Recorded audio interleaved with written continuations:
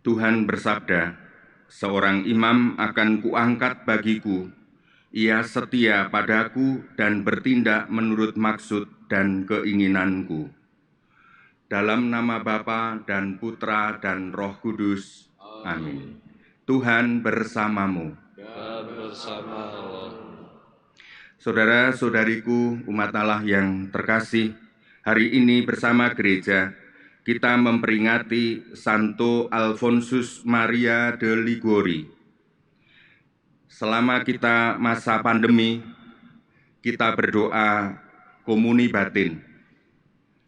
Salah satu rumusan doa komuni batin adalah lahir dari hidup rohani Santo Alfonsus Maria de Liguori.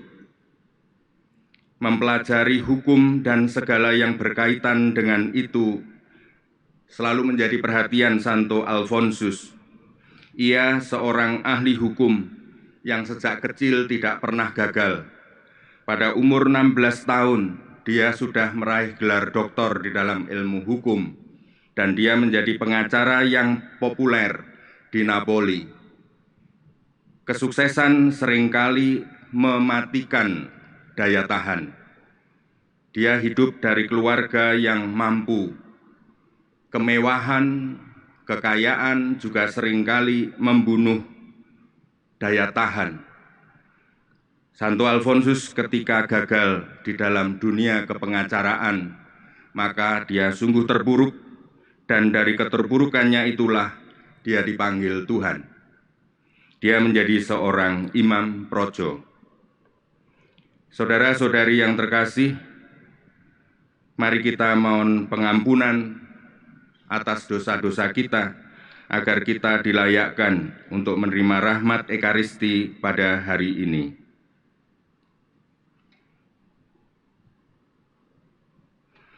Saya mengaku kepada Allah yang Maha Kuasa dan kepada saudara sekalian, bahwa saya telah berdosa dengan pikiran dan perkataan, dengan perbuatan dan kelalaian.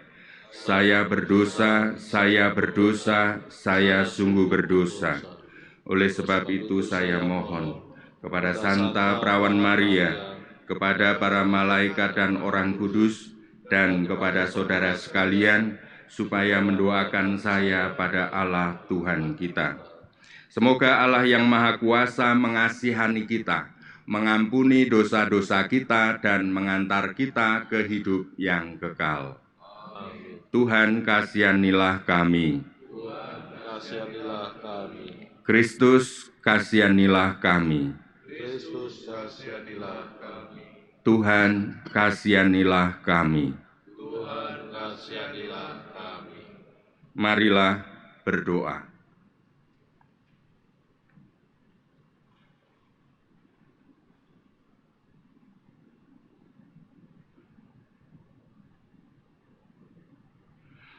Allah Bapa penyelamat umat manusia, Engkau selalu membangkitkan tokoh-tokoh agung untuk menyegarkan semangat gerejamu. Semoga kami mengikuti jejak Santo Alfonsus Maria de Liguori dan giat mengusahakan keselamatan sesama, supaya kami pantas memperoleh ganjaran di surga, demi Yesus Kristus Tuhan dan Juru Selamat kami yang hidup dan bertahta bersama Engkau, dalam persekutuan Roh Kudus, Allah sepanjang segala masa. Amin.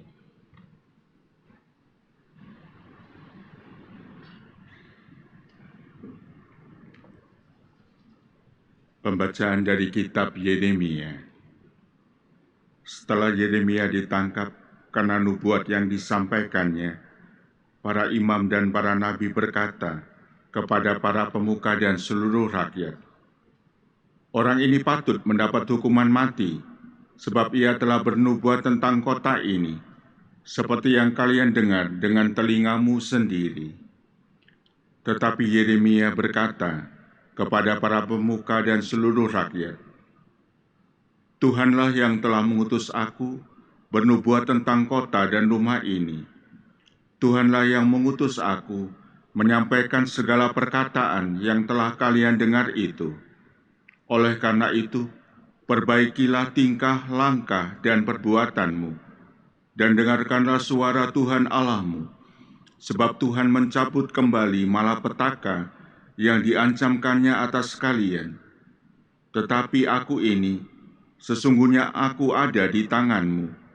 Perbuatlah kepadaku apa yang baik dan benar menurut anggapanmu. Hanya ketahuilah sungguh-sungguh bahwa jika kalian membunuh aku, maka kalian mendatangkan darah orang tak bersalah atas dirimu dan atas kota ini beserta penduduknya. Sebab Tuhan benar-benar mengutus aku kepadamu untuk menyampaikan segala perkataan ini kepadamu. Lalu berkatalah para pemuka dan seluruh rakyat itu kepada para imam dan para nabi, "Orang ini tidak patut mendapat hukuman mati, sebab ia telah berbicara kepada kita demi nama Tuhan Allah kita." Maka Yeremia dilindungi oleh Ahikam bin Safan, sehingga ia tidak diserahkan ke dalam tangan rakyat untuk dibunuh. Demikianlah sabda Tuhan. Pada waktu Engkau berkenan, jawablah aku, ya Tuhan. Pada waktu Engkau berkenan, jawablah aku, ya Tuhan. Lepaskanlah aku dari dalam lumpur, supaya jangan aku tenggelam. Biarlah aku lepas dari orang-orang yang membenci aku, dan dari air yang dalam. Janganlah gelombang air menghanyutkan aku. Janganlah tubir menelan aku, atau sumur menutup mulutnya di atasku.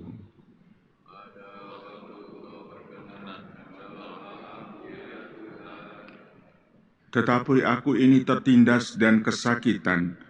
Keselamatan daripadamu, ya Allah, kiranya melindungi aku.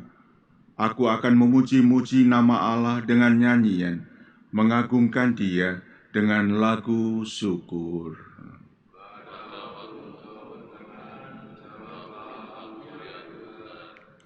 Lihatlah, hai orang-orang yang rendah hati dan bersukacitalah. Biarlah hatimu hidup kembali, hai kamu yang mencari Allah. Sebab Tuhan mendengarkan orang-orang miskin dan tidak memandang hina orang-orangnya yang ada dalam tahanan.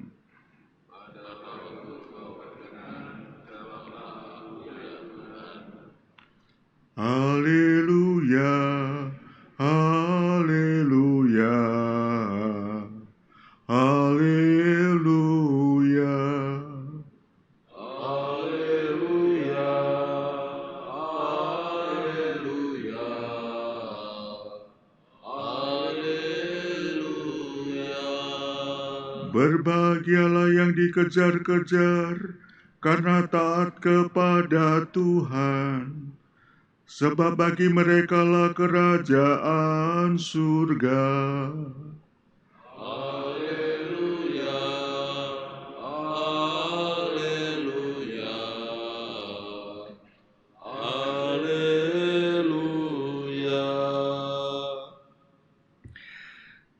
Tuhan bersamamu. Dan bersama rohmu. Inilah Injil Yesus Kristus menurut Matius. Dimuliakanlah Tuhan. Sekali peristiwa, sampailah berita tentang Yesus kepada Herodes, raja wilayah. Maka ia berkata kepada pegawai-pegawainya, "Inilah Yohanes Pembaptis.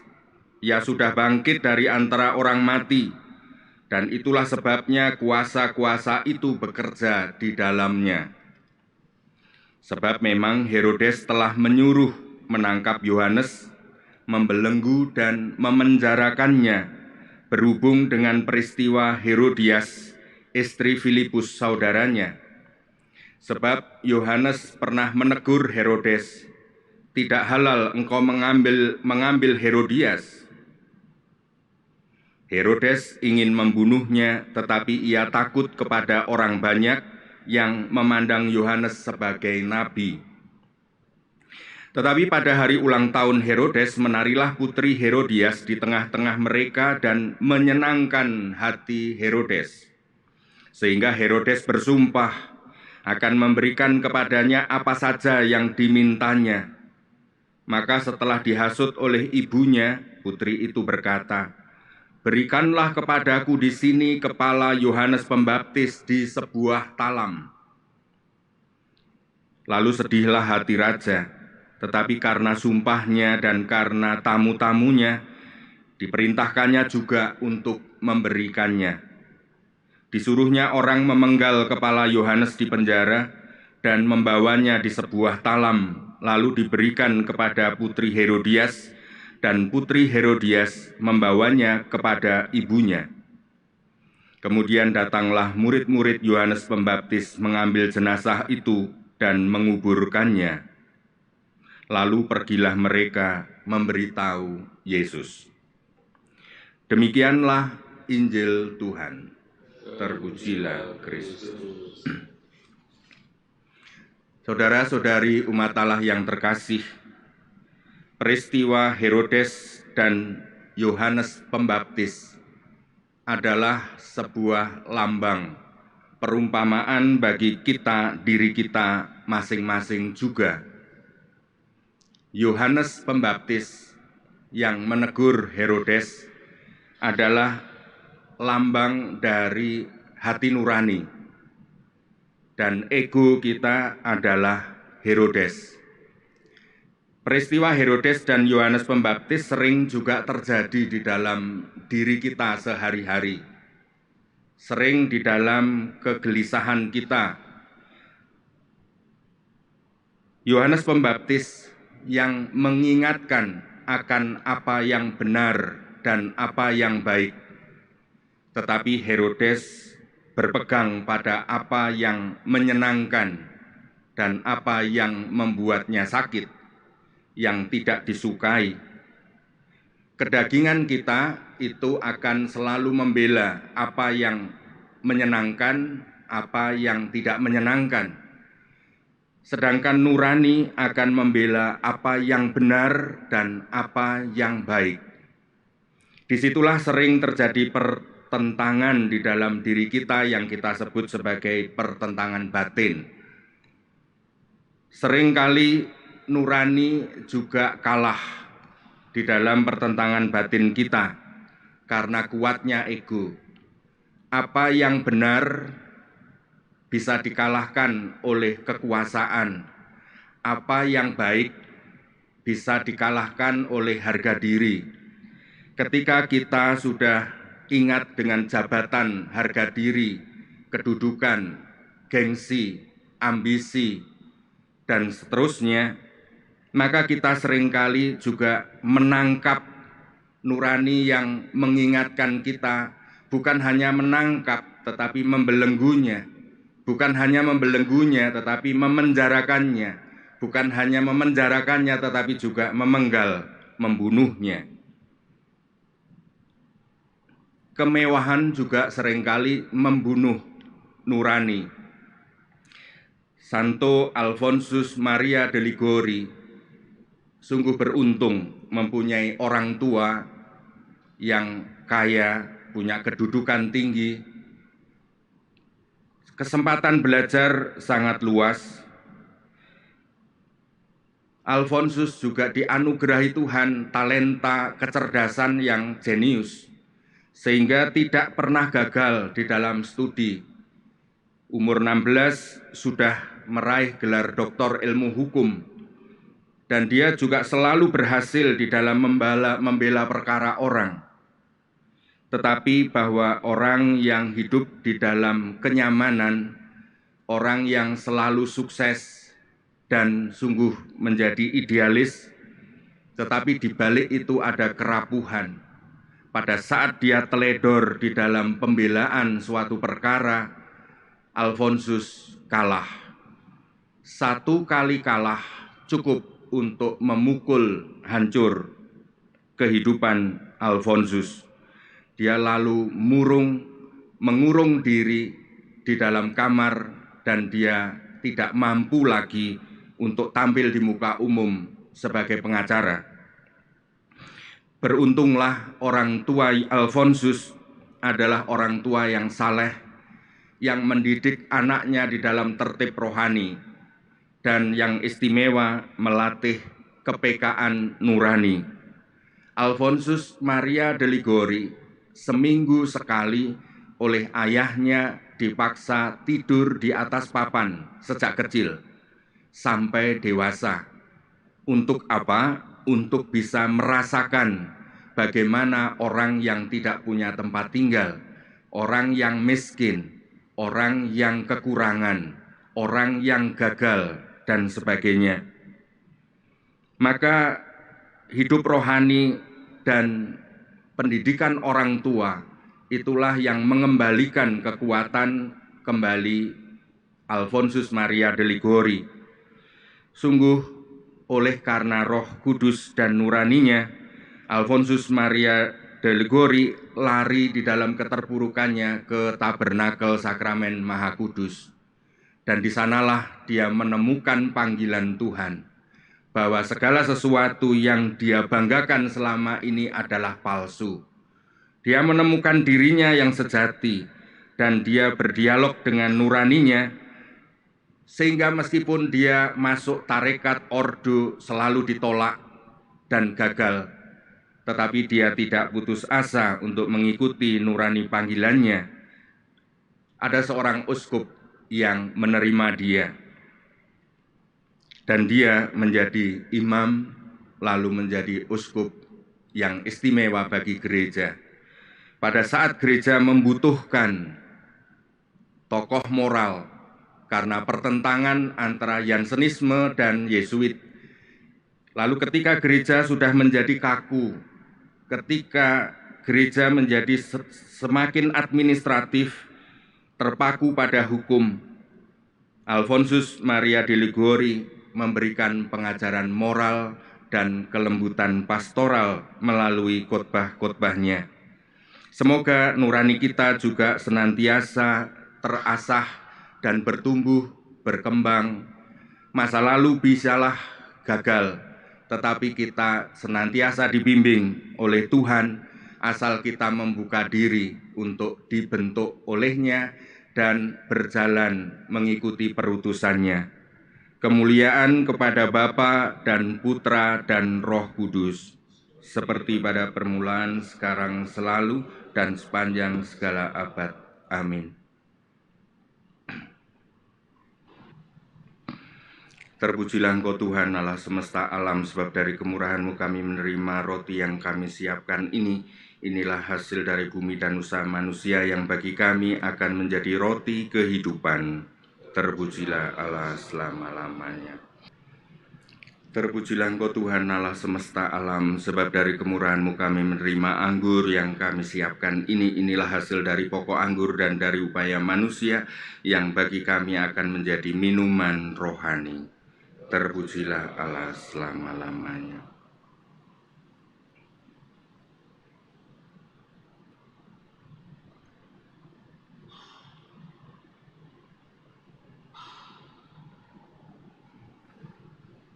Berdoalah saudara-saudariku yang terkasih, supaya persembahanku dan persembahanmu berkenan pada Allah Bapa yang Maha Kuasa. Allah Bapa sumber segala cinta kasih, kobarkanlah kiranya hati kami dengan api cinta kasih Roh Kudus. Engkau sudah melimpahkannya kepada Santo Alfonsus, sehingga ia merayakan Ekaristi ini dengan setia dan menyerahkan diri sebagai korban suci kepadamu. Demi Kristus Tuhan kami. Amin. Tuhan bersamamu. Dan bersama roh. Marilah mengarahkan hati kepada Tuhan. Sudah kami arahkan. Marilah bersyukur pada Tuhan Allah kita. Sudah layak dan sepantasnya. Sungguh layak dan sepantasnya, ya Bapa yang kudus, Allah yang kekal dan kuasa, bahwa dimanapun juga kami senantiasa bersyukur kepadamu. Sebab para kudus Engkau anugerahi kebahagiaan dan mahkota kemuliaan yang mereka terima, menyatakan buah karya rahmat-Mu. Sedangkan kepada kami Engkau memberikan teladan hidup mereka yang suci, persahabatan mereka yang tulus, dan doa restu mereka yang sangat kami perlukan. Karena bantuan para kudus itu kami pun berbesar hati dan ingin berjuang guna memperoleh kebahagiaan sejati dengan pengantaran Kristus Tuhan kami.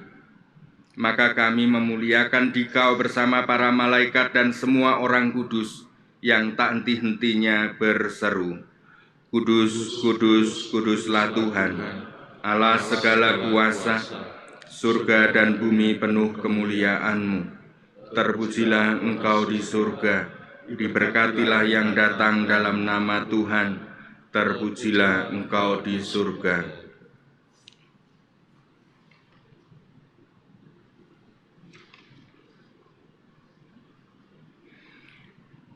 Sungguh kuduslah Engkau ya Bapa, sumber segala kekudusan, maka kami mohon, kuduskanlah persembahan ini dengan pencurahan Roh-Mu, agar bagi kami menjadi tubuh dan darah Putra-Mu terkasih, Tuhan kami, Yesus Kristus. Ketika akan diserahkan untuk menanggung sengsara dengan rela, Yesus mengambil roti, mengucap syukur kepadamu, lalu memecah-mecahkan roti itu, dan memberikannya kepada murid-muridnya seraya berkata, Terimalah dan makanlah, inilah tubuhku yang diserahkan bagimu.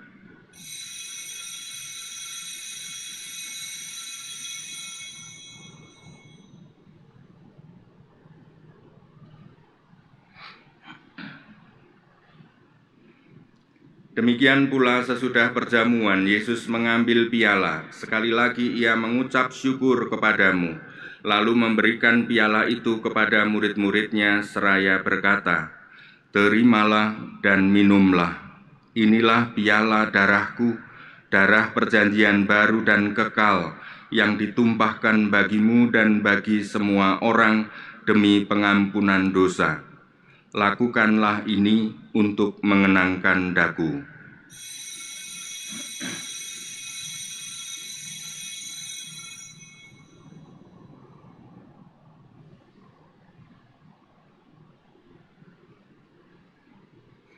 Marilah mewartakan harapan iman kita. Kristus telah wafat, Kristus telah bangkit, Kristus akan kembali.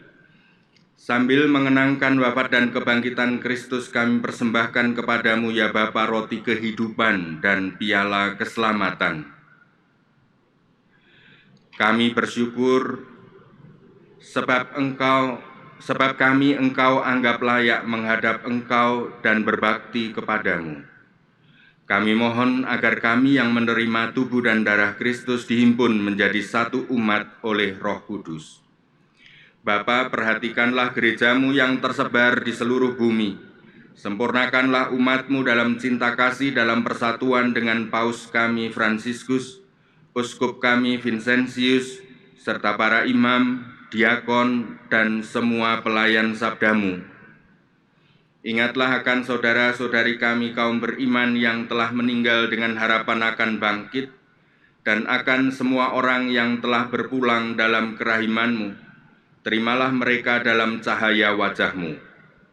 Kasihanilah kami semua agar kami Engkau terima dalam kebahagiaan abadi, bersama Santa Maria Perawan dan Bunda Allah, bersama Santo Yosef suaminya, bersama para rasul dan semua orang kudus dari masa ke masa, yang hidupnya berkenan di hati-Mu. Semoga kami pun Kau perkenankan turut serta memuji dan memuliakan Dikau dengan pengantaran Yesus Kristus, Putra-Mu. Dengan pengantaraan Kristus, bersama Dia dan dalam Dia, bagi-Mu Allah Bapa yang Maha Kuasa, dalam persekutuan dengan Roh Kudus, segala hormat dan kemuliaan sepanjang segala masa. Amin. Atas petunjuk penyelamat kita dan menurut ajaran ilahi beranilah kita berdoa. Bapa kami yang ada di surga, dimuliakanlah nama-Mu, datanglah kerajaan-Mu, jadilah kehendak-Mu di atas bumi seperti di dalam surga. Berilah kami rezeki pada hari ini, dan ampunilah kesalahan kami, seperti kami pun mengampuni yang bersalah pada kami. Dan janganlah masukkan kami dalam pencobaan, tetapi bebaskanlah kami dari yang jahat. Ya Bapa, bebaskanlah kami dari segala yang jahat dan berilah kami damai-Mu. Kasihanilah dan bantulah kami, supaya selalu bersih dari noda dosa, terhindar dari segala gangguan, sehingga kami dapat hidup dengan tentram, sambil mengharapkan kedatangan penyelamat kami, Yesus Kristus. Sebab Engkaulah Raja yang mulia dan berkuasa untuk selama-lamanya.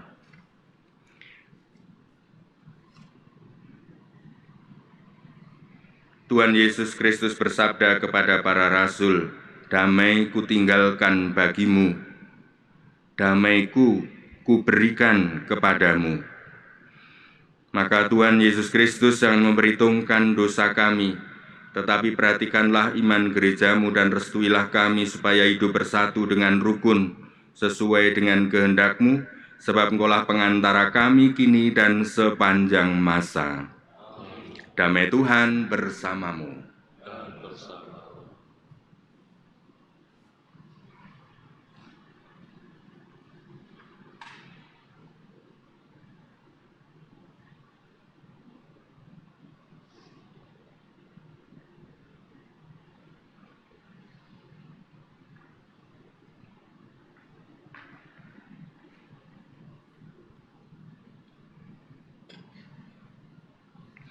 Anak domba Allah. Anak domba Allah. menghapus dosa dunia, kasihanilah kami. Anak domba Allah. Menghapus dosa dunia, Inilah anak domba Allah yang menghapus dosa-dosa kita. Berbahagialah kita yang diundang ke perjamuannya. Ya Tuhan, saya tidak pantas Tuhan datang pada saya, tetapi bersabdalah saja maka saya akan sembuh.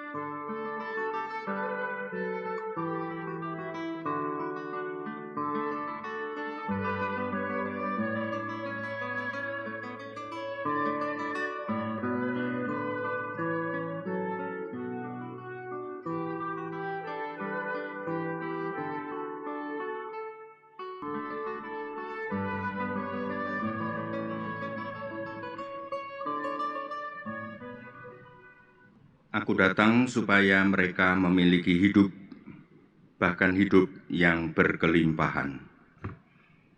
Marilah berdoa.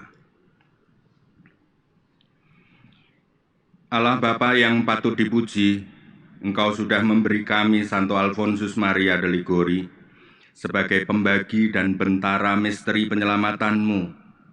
Semoga umat-Mu sering menerima santapan suci dan tak henti-hentinya memuji Engkau. Demi Kristus Tuhan kami. amin. Tuhan bersamamu. Dan bersama roh. Semoga Anda sekalian diberkati oleh Allah yang Maha Kuasa, Bapa dan Putra dan Roh Kudus. Amin. Perayaan Ekaristi sudah selesai. Syukur kepada Allah. Kita diutus. Amin. Amin.